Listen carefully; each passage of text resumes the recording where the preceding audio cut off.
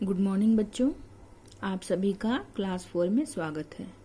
बच्चों, कल हमने पाठ 8 सांप की मणि लेसन की पढ़ाई की थी, जो कि हम लोगों ने 3 पैराग्राफ पढ़ लिए थे। अब आज हम लोग उससे आगे देखेंगे।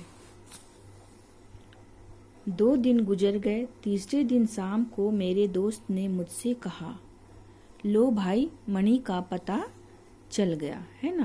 कोई जो मणि का पता करने के लिए दूसरा दोस्त ने बताया था, तो वो आदमी खबर लेके आ गए थे।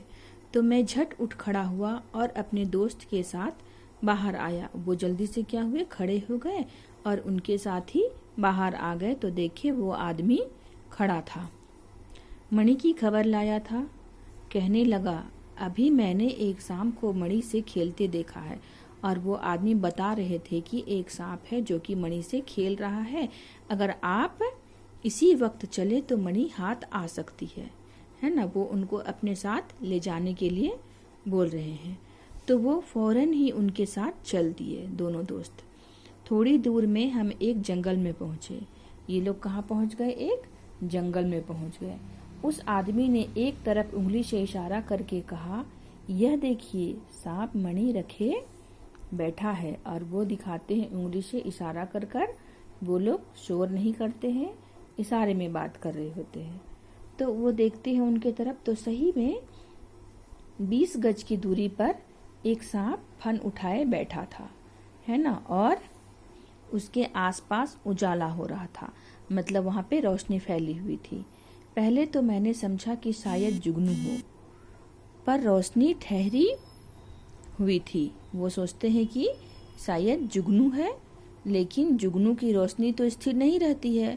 जुगनू तो इधर उधर उड़ने लगता है ना, तो उसकी रोशनी भी कभी दिखाई देती है और कभी गायब हो जाती है।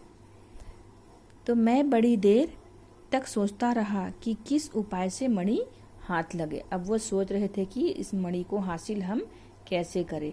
आखिर मैंने उस आदमी से कहा, मुझसे बड़ी गलती हुई कि बंदूक नहीं लाया। बंदूक का मतलब, लाने का मतलब था कि ये सांप को मारकर मणि को उठा लेते। लेकिन उस आदमी ने कहा, बंदूक की कोई ज़रूरत नहीं है साहब, है ना। वो बोलते हैं कि बंदूक की कोई ज़रूरत नहीं है, आप थोड़ी देर रुकिए, मैं अभी आता हूँ या अभी आया।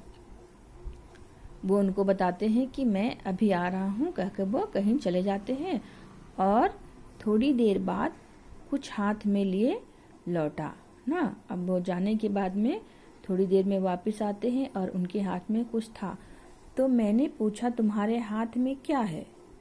जब वो उसके हाथ में कुछ देखते हैं तो पूछते हैं कि तुम्हारे हाथ में क्या है? तो वो बोलता है कि कीचड़। मैंने पूछा, कीचड़ से क्या होगा? वो पूछते हैं कि कीचड़ से क्या होगा? तो उसने कहा, चुपचाप देखिए मैं क्या करता हूँ। वो उनको चुप रहने के लिए बोलते हैं और बोलते हैं कि आप देखिए मैं क्या करता हूँ। वह चुपके से एक पेड़ पर चढ़ गया ना। पहले तो वो पेड़ पे चढ़ गया और उन लोगों को भी चढ़ने का इशारा किया। तब वह डालियों पर होता हुआ ठीक सांप के ऊपर आ गया।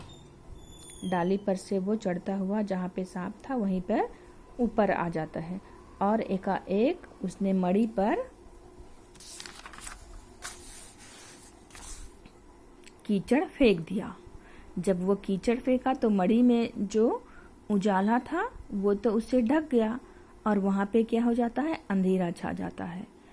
और सांप क्या करता है, घबराकर इधर उधर दौड़ने लगा। मतलब उनको पता चल जाता है सांप को कि यहाँ पे कोई है, और वो घबराकर इधर उधर दौड़ने लगा। फिर थोड़ी देर के बाद पत्तियों की खड़खड़ाहट बंद हो गई। जो पत्ती खड़खड़ा रहा था, कुछ चीज के जाने से, जहाँ पे सूखे पत्ते रहते हैं उनसे आवाज होती है, तो वो आवाज बंद हो गई। तो मैंने समझा सांप चला गया, है ना। वो समझते हैं कि सांप चला गया और पेड़ से नीचे उतरने लगा। पेड़ से क्या करने लगा, ऐसा सोच के उतरने लगा। उस आदमी ने मुझे पकड़ लिया।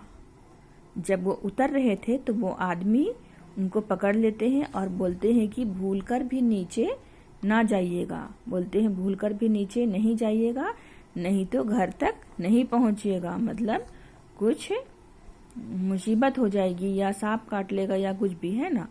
वह सांप यहीं पर है, कहीं ना कहीं छिपा बैठा है, ऐसा करके उनको बताते हैं। तो हम दोनों ने उसी पेड़ पर रात काटी। दोनों दोस्त क्या करते हैं, रात भर उसी पेड़ पर उनको रात गुजारनी पड़ती है। अब इसके आगे का कल देखेंगे। धन्यवाद।